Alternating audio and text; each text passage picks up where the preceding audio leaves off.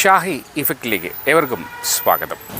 സംസ്ഥാനത്തെ അങ്കണവാടി ജീവനക്കാരുടെ സംഘടനയായ വിമൻസ് എംപവറിംഗ് ഫോറം അതാണ് ഈ പത്രസമ്മേളനം ഇന്നിവിടെ വിളിച്ചു ചേർത്തിരിക്കുന്നത്.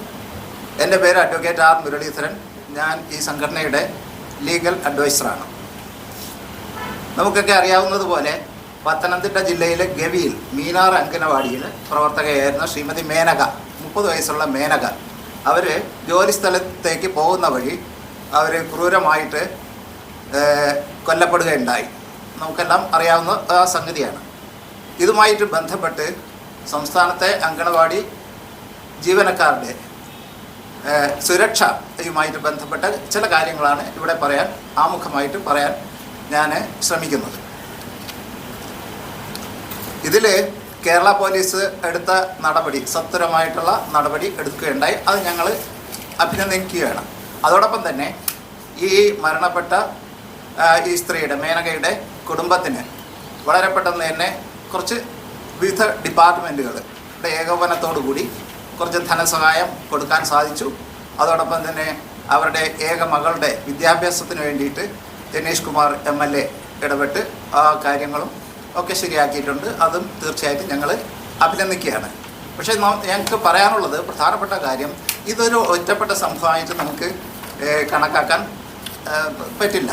കാരണം അങ്കണവാടി ജീവനക്കാർ വളരെ മാർജിനലൈസ്ഡ്, അരികുവൽക്കരിക്കപ്പെട്ട ഒരു സമൂഹത്തിൻ്റെ പ്രതിനിധികളാണ്. അപ്പോൾ അവർ ജോലിസ്ഥലത്തും അതോടൊപ്പം തന്നെ അവരുടെ സാമൂഹ്യമായിട്ടുള്ള ചുറ്റുപാടുകളുമൊക്കെ വളരെയധികം അരക്ഷിതമായിട്ടുള്ള ഒരു സാഹചര്യത്തിൽ കൂടിയാണ് അവർ ജീവിച്ചു പോകുന്നത്. അവർക്ക് ജോലിക്ക് പോകുമ്പോൾ ഒറ്റയ്ക്കാണ് പലപ്പോഴും വീട് സന്ദർശനം നടത്തേണ്ടി വരുന്നത്.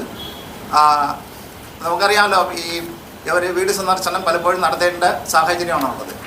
അവർ അങ്കണവാടി ജീവനക്കാർ, ഗർഭിണികൾ, മുലയൂട്ടുന്ന അമ്മമാർ, കുട്ടികൾ, അവരുടെ പഠനവും അവരുടെ ആരോഗ്യപരമായിട്ടുള്ള കാര്യങ്ങളും ഒക്കെ നോക്കുന്ന ഒരു ജനവിഭാഗമാണ്. അപ്പോൾ അവർ ഒറ്റയ്ക്ക് പലപ്പോഴും ഗൃഹസന്ദർശനം നടത്തുമ്പോൾ അവിടെ സുരക്ഷിതമായിട്ട് പോകാനുള്ളൊരു സാഹചര്യം ഇപ്പോൾ ഇല്ല. ഒറ്റയ്ക്കാണ് പലപ്പോഴും പോകുന്നത്. പലപ്പോഴും ആക്രമിക്കപ്പെട്ടിട്ടുണ്ട്. അതോടൊപ്പം തന്നെ അവർ പ്രത്യേകിച്ചും വനമേഖലയിലെന്ന് പറയുന്നത് നടന്നാണ് പോകേണ്ടി വരുന്നത്. ഈ സ്ത്രീ മേനക കൊല്ലപ്പെട്ടത് നടന്നു പോകുമ്പോഴാണ്. 4-5 കിലോമീറ്റർ നടന്നിട്ടാണ് ഈ അങ്കണവാടിയിൽ എത്തുന്നത്. അവിടെ വെച്ചാണ് ഇത് ആക്രമിക്കപ്പെടുന്നത്. ഇത് അവിടെ മാത്രമല്ല, വിവിധ ഭാഗങ്ങളിൽ, സംസ്ഥാനത്തിൻ്റെ വിവിധ ഭാഗങ്ങളിൽ ഇങ്ങനെ വനമേഖലയിലുള്ള അങ്കണവാടിയിൽ ഇത്തരത്തിലൊക്കെ സംഭവിക്കുന്നുണ്ട്.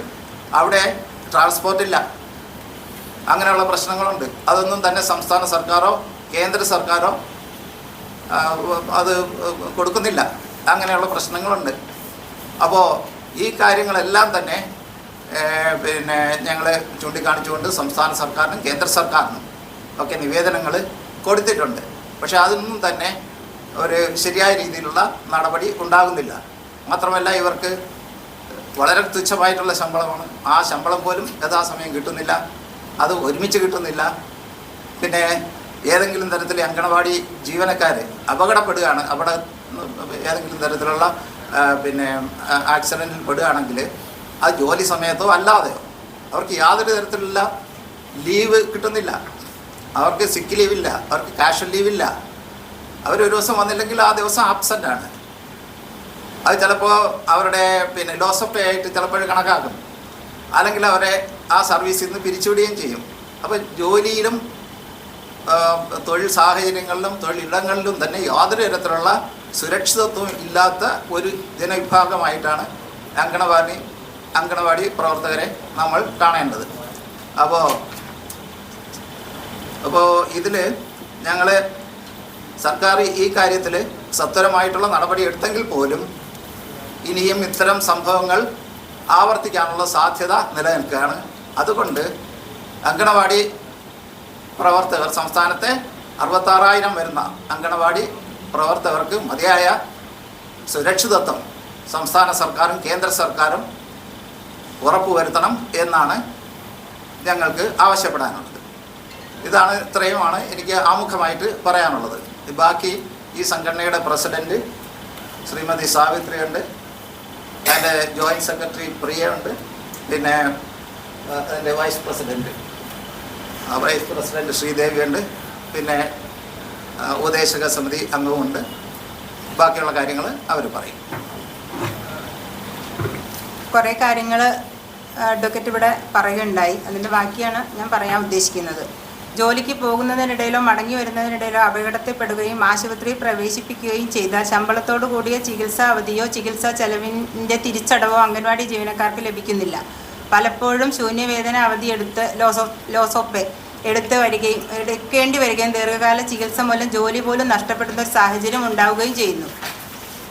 അതിനാൽ അംഗൻവാടി പ്രവർത്തകർക്ക് അടിസ്ഥാന തൊഴിൽ സംരക്ഷണം പോലും ഉറപ്പില്ലാത്ത സ്ഥിതിയാണുള്ളത്. ശ്രീമതി മേനകയുടെ കുടുംബത്തിന് മതിയായ നഷ്ടപരിഹാരവും ലഭിക്കേണ്ട എല്ലാ ആനുകൂല്യങ്ങളും അനുവദിക്കണമെന്നും മകൾ സഞ്ജനയ്ക്ക് വിദ്യാഭ്യാസ സഹായം നൽകണമെന്നും ആശ്രിതർക്ക് കരുണാ നിയമനം നൽകണമെന്നും വിമൻസ് എംപവറിംഗ് ഫോറം ആവശ്യപ്പെടുന്നു. ജോലിക്കിടെയോ ജോലിക്ക് പോകുന്നതിനിടെയോ മടങ്ങി വരുന്നതിനിടെയോ സംഭവിക്കുന്ന അപകടങ്ങളും മരണങ്ങളും ഡ്യൂട്ടി സംബന്ധമായ സംഭവങ്ങളായി അംഗീകരിച്ച നഷ്ടപരിഹാരവും ക്ഷേമാനുകൂല്യങ്ങളും ഉറപ്പാക്കുന്ന നയം രൂപീകരിക്കണമെന്നും സംഘടന ആവശ്യപ്പെടുന്നു. അംഗൻവാടി പ്രവർത്തകർക്കായി ശമ്പളത്തോടു കൂടിയ ചികിത്സാ അവധി, ചികിത്സാ ചെലവിൻ്റെ തിരിച്ചടവ്, ഇൻഷുറൻസ് പരിരക്ഷ, കുടുംബ പെൻഷൻ, സമഗ്ര സുരക്ഷാ പദ്ധതികൾ എന്നിവ നടപ്പാക്കണമെന്നും വിദൂര പ്രദേശങ്ങളിൽ നിന്നും വനമേഖലകളിലും ജോലി ചെയ്യുന്ന പ്രവർത്തകർക്ക് സുരക്ഷാ സംവിധാനങ്ങൾ, യാത്രാ സൗകര്യങ്ങൾ, അടിയന്തര സഹായ സംവിധാനങ്ങൾ എന്നിവ ഒരുക്കണമെന്നും സംഘടന ആവശ്യപ്പെടുന്നു. ഈ വിഷയങ്ങൾ ഉന്നയിച്ച് ഇനി ജോയിന്റ് സെക്രട്ടറി പ്രിയ സംസാരിക്കും. ഈ വിഷയങ്ങൾ ഉന്നയിച്ച് ബഹുമാനപ്പെട്ട മുഖ്യമന്ത്രിക്കും വനിതാ ശിശുവികസന മന്ത്രിക്കും വനിതാ ശിശുവികസന വകുപ്പ് ഡയറക്ടർക്കും Kerala Anganwadi workers and helpers welfare fund ബോർഡിനും കേന്ദ്ര വനിതാ ശിശുവികസന മന്ത്രാലയത്തിനും വിശദമായ നിവേദനങ്ങൾ സമർപ്പിക്കാനും ആവശ്യങ്ങൾ അംഗീകരിച്ചില്ലെങ്കിൽ ശക്തമായ പ്രക്ഷോഭ പരിപാടികൾ ആരംഭിക്കാനും സംഘടന തീരുമാനിച്ചിട്ടുണ്ട്. 50 വർഷം ICDS തുടങ്ങി 50 വർഷത്തിനിടയിൽ രോഗങ്ങൾ മൂലവും അപകടങ്ങൾ മൂലവും കിടപ്പിലായ രോഗികൾ നിരവധിയാണ്. ഇവർക്ക് ജീവിക്കാനോ ചികിത്സാ സഹായമോ മറ്റു മാർഗങ്ങളില്ലാതെ നരകിക്കുകയാണ്. ഇവർ VRS എടുത്ത് മാന്യമായി ജീവിക്കാനുള്ള പെൻഷൻ നൽകാനും അധികൃതർ തയ്യാറാകണമെന്ന് സംഘടന ആവശ്യപ്പെടുന്നു. 30 വർഷമോ 40 വർഷമോ ഒക്കെ ജോലി ചെയ്ത് വിരമിക്കാൻ 1 വർഷമോ 2 വർഷമോ ബാക്കി നിൽക്കെ അപകടങ്ങൾ മൂലമോ മാറാരോഗങ്ങൾ മൂലമോ കിടപ്പിലായി പോയാൽ VRS എടുക്കാനുള്ള അനുമതിയും പെൻഷനും ലഭ്യമാക്കണമെന്ന് അഭ്യർത്ഥിക്കുന്നു.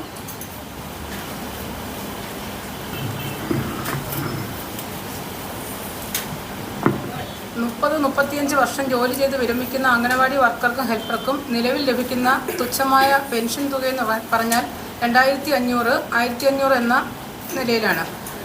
ഇപ്പോഴത്തെ കാലത്ത് സാമൂഹ്യ സുരക്ഷാ പെൻഷൻ പോലും 2000 രൂപയാണ് ലഭിക്കുന്നത്. ജീവിതത്തിൻ്റെ നല്ലൊരു ഭാഗവും അംഗനവാടി കുഞ്ഞുങ്ങൾക്ക് വേണ്ടി സമർപ്പിച്ചിട്ട് അവിടെ നിന്ന് ഇറങ്ങിപ്പോകുമ്പോൾ ഈ 2500, 1500 എന്നുള്ള തുക എത്രത്തോളം തുച്ഛമാണെന്ന് നമുക്ക് എല്ലാവർക്കും അറിയാവുന്ന കാര്യമാണ്. അപ്പോൾ അതിലൊരു മാറ്റം വരുത്തണം എന്ന് ഞങ്ങൾ ഈ സംഘടന ആവശ്യപ്പെടുകയാണ്. ഇല്ലെന്നുണ്ടെങ്കിൽ ഞങ്ങൾ പ്രക്ഷോഭത്തിലേക്ക് കടക്കാൻ തീരുമാനിച്ചിരിക്കുകയാണ്.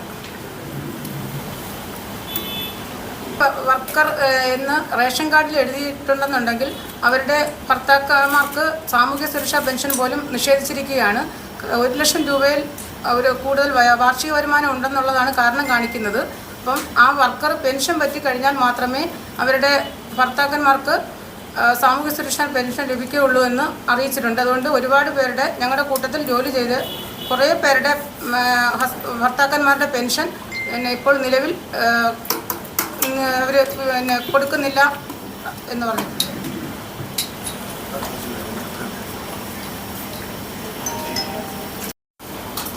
അംഗൻവാടിയിൽ നമ്മൾ രാവിലെ 9 മുതൽ 3:30 വരെ നമ്മൾ നോക്കുന്നത് ചെറിയ 3 to 6 നമ്മൾക്ക് ഗവൺമെൻറ് പറയുന്നതെങ്കിലും 3 to 4 വരെയുള്ള കുട്ടികളെയാണ് നമുക്ക് കിട്ടാറ്.